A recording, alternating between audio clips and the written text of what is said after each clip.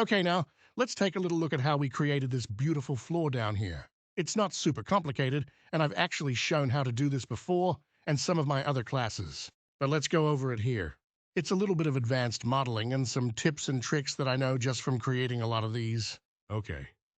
So all this is one object. Well, really one element of a 3D poly copied around a bunch of times, but there's a few things that we need to do to make it look really nice. One thing is, I added a little bit of extra modeling into there so that I could put a noise modifier on it and add a little wave and variation into there. And then you can see I have a material by element, which makes it so that I can put the different material elements on there, making a random texture going throughout the floor. You can see that I created this in a small panel, and you need that to be big enough so that you don't see this visually. You don't catch the repetition. So you can take this panel and copy it over here, and then maybe mirror it so that it doesn't. It repeats even less often. But you need enough variation in a big enough panel so that you're not going to catch the timing and the variation. So to create this from scratch, what you would do is take this and say rectangle and create a rectangle. And we want it to be exactly 4 times as long as it is wide like that. So 2 feet long, well, 6 feet long, 2 foot wide. But really, this way too, along 6 foot wide, okay, that's our rectangle. And then we can put a simple extrude on it, which I have a button for here. You can also find it in the modifier panel here, extrude, and we'll say that we are going to extrude it. 0.7 inches, then we can select these edges around here. I'm going to put a slight chamfer on them. The easiest way to select them is to select just the face and then all done control while you go into edge mode and select all the adjoining edges.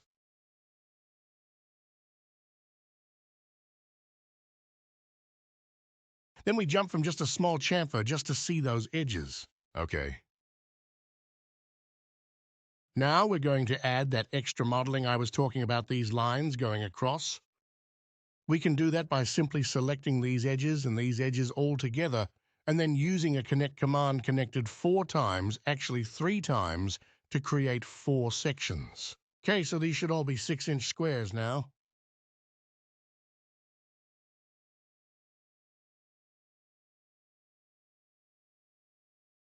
So we're close to getting our single panel just right, or a single board.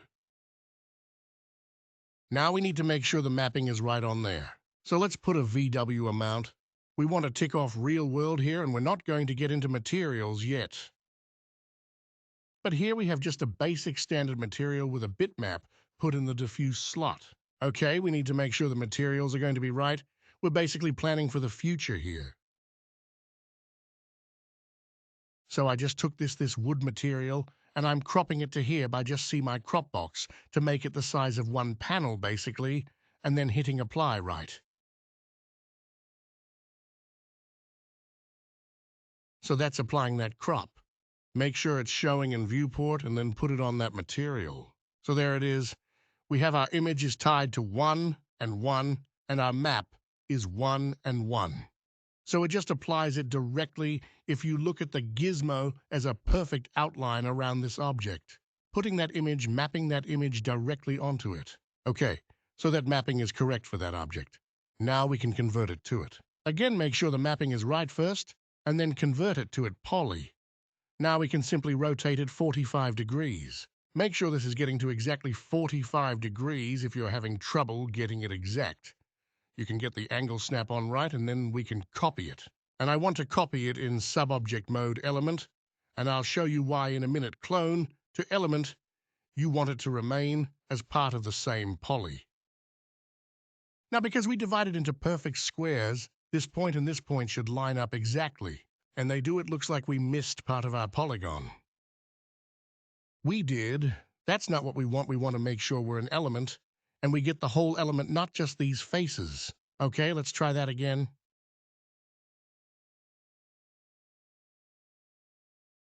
Clone 2 element this line, and this line should line up perfectly just like that. And there you have it. Now we just do that over and over.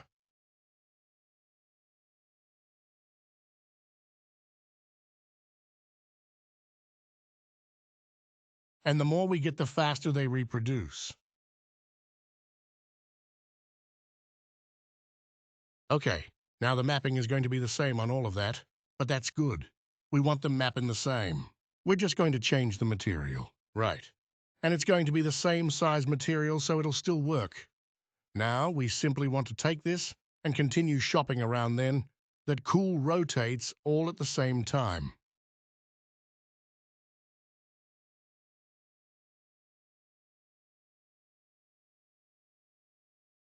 Make sure you're in pivot point center to do, so that it takes each of them and rotates them around their own pivots.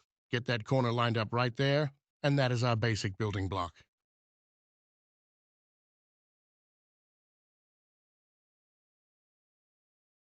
Everything should line up, and it does. Now we can just take this copy it up clone to element. So we have our basic panel. We need to move this into place, make sure everything lines up here.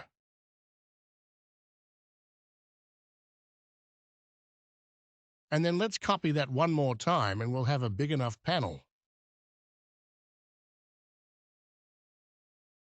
that there won't be really any repeat that we notice. So there we go. Now you might need to clean up your edges so that it can repeat for you this way.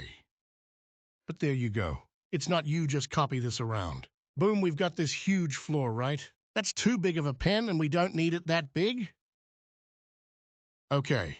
Now all the only other thing we did or I did to this floor was make a way better material, but we're going to be doing that later.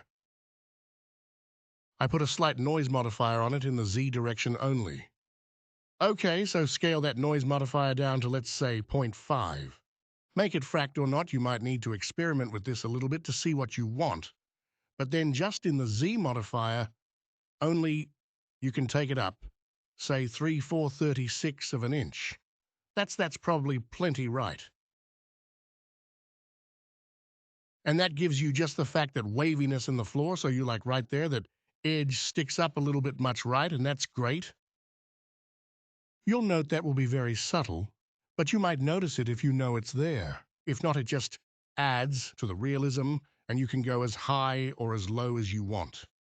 You can see that floor is getting a little too deformed there now, obviously, but that is just enough to add a little bit of very, very subtle reality to your floor. Okay. And then the last thing that we do is add a material by element, which is right here in our modified stack. Okay, now we make as many material elements as we want, and then we hit random distribution and turn it up to that same number.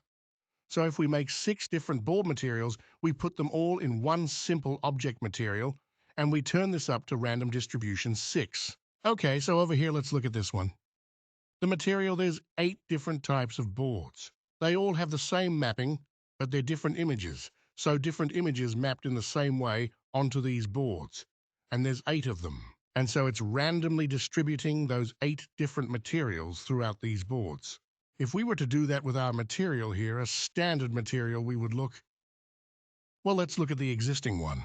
There's the 8 different materials. They look terrible in here because my rendering set standard right now, and these are very raw materials. But there's the image. Okay, so all I did was basically take this image.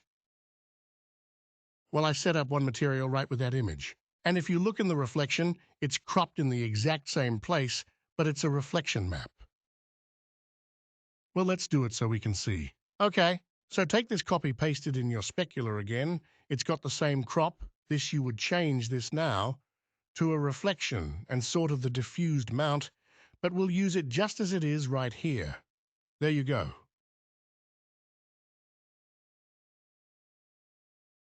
Then you could do the same with the noise mount or a buttoned up sorry.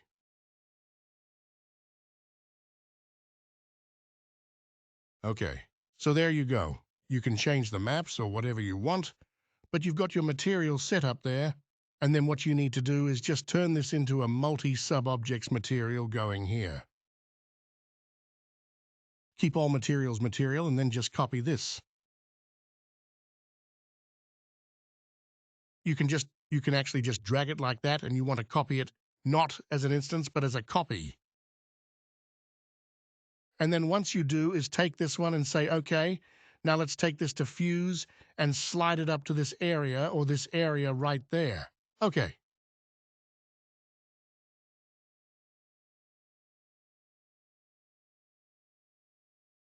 And then on the third one, and you might adjust your reflection settings a little bit for that one too. You just make these things have slight variations and take in a different part of your world map, or you can make completely different materials for each one if you wanted to do that too. That is all okay. But in this example, we're just going to do it like this, and we set up. Let's see, make sure you set your number to 3 here. You don't have a bunch of random black materials in there. And then you set this to 3 right.